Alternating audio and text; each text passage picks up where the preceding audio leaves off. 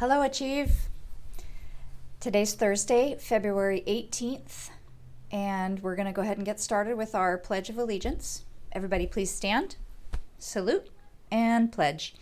I pledge allegiance to the flag of the United States of America and to the republic for which it stands, one nation, under God, indivisible, with liberty and justice for all. All right, have a seat.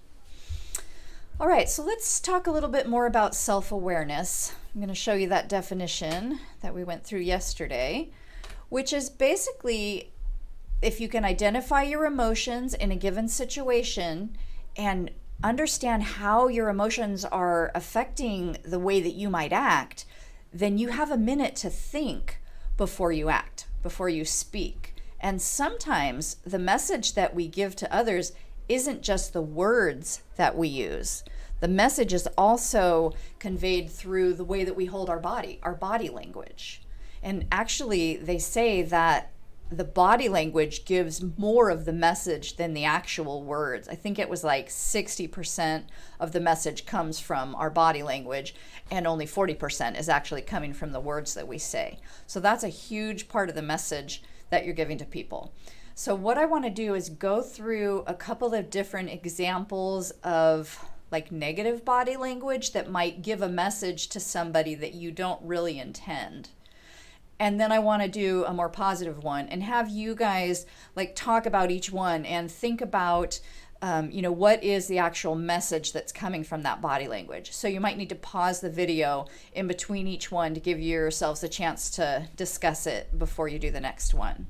So the first one is this. Say, for example, your teacher gives you a direction and you go like this.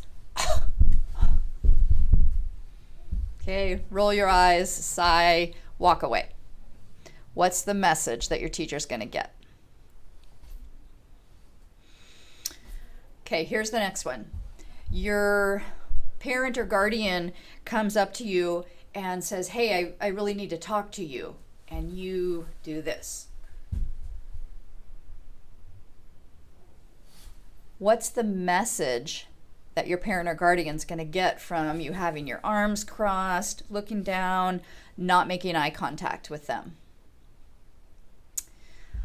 All right, third example, last one.